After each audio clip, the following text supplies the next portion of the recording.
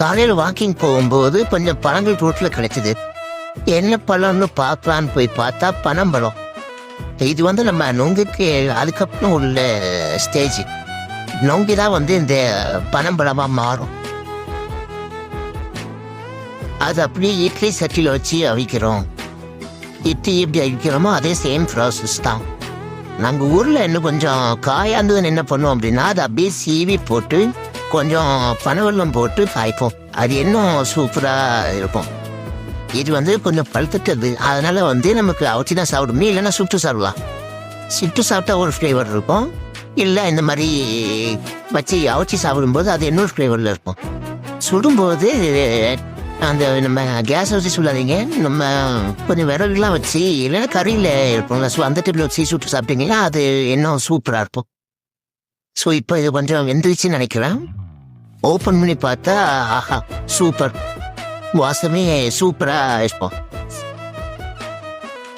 அது கொஞ்சம் ஹீட்டாக இருக்கும், அதனால வந்து நாங்கள் என்ன துணி வச்சு இருக்கணும், இல்லைன்னா வந்து கரண்டி வச்சு எடுத்துக்கலாம். சென்னையில் வந்து ஃபர்ஸ்ட் டைம் எனக்கு கிடைச்சிது. ஸோ சென்னையில் ஃபர்ஸ்ட் டைம் வந்து நாங்கள் சாப்பிட்றோம். இது பிக்க கொஞ்சம் சிரமமாக தான் இருக்கும். ரெண்டு வச்சு பிக்க வேண்டியதானு சொல்லாதீங்க.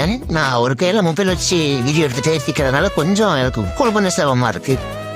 இதில் ஃபுல்லாக நாறு தான் இருக்கும். நார்சத்து ரொம்ப அதிகமாக உள்ள பொருள் இது. என்னடா நாரத்துனா தானே நார் சத்து வரன்ற மாதிரி யோசிக்காதீங்க. அதில் உள்ள ஜூஸ் வந்து அந்த நார்சத்து மீதி உள்ள பொருளாக தான் இருக்கும். இது நேரம் தோல் அப்படியே ஒடிச்சு எடுத்தாச்சு. இப்போ அதை அப்படியே நம்ம சப்பி சாப்பிடலாம். இதோட டேஸ்ட் ரொம்ப நல்லா இருக்கும். இதை கொட்டையில இருந்து அந்த நார் பகுதி மட்டும் தனியாக பிச்சு எடுத்துட்டேன்.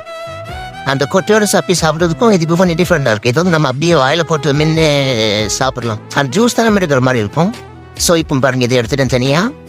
இதை நம்ம அப்படியே நம்ம வாயில் போட்டு மென்று சாப்பிடலாம். அதோட ஜூஸ் எடுத்து சாப்பிட்ற மாதிரி இருக்கும். அந்த தோல் கொஞ்சம் சிரமமாக தான் இருக்கும், இருந்தாலும் ஓகே சூப்பர். ஆஹா சூப்பராக இருக்கும். இதெல்லாம் நீங்கள் முன்னாடி ஹோட்டலில் சாப்பிட்டுருப்பா, அதனால உங்களுக்கு இப்போ சாப்பிட்டு தோணுது அப்படின்ற மாதிரி சொல்கிறது எனக்கு புரியுது. இது என் பையன், இவனுக்கு நான் கொடுக்குறேன். அவன் இது முன்னாடி சாப்பிட்டது கிடையாது. ஸோ அவனுக்கு அந்த டேஸ்ட்டு ரொம்ப பிடிச்சிருக்குன்னு சொன்னான். ஃபஸ்ட்டு கொஞ்சம் தயங்கி தான் சாப்பிட்டான். அது எப்படி இன்னும் அவன் கொஞ்சம் வித்தியாசமாக இருந்தது. அதுக்கப்புறம் அவனுக்கு ரொம்ப பிடிச்சிருந்துச்சி. ஸோ அவரை வந்து ஒரு பழம் ஃபுல்லாக காலி பண்ணிட்டான். ஸோ உங்கள் பசங்களுக்கும் ஒரு விஷயம் கொடுக்கறதுக்கு முன்னாடி நீங்களா அவங்க சாப்பிட மாட்டாங்க முடிவு பண்ணாதீங்க, கொடுத்து பாருங்கள்.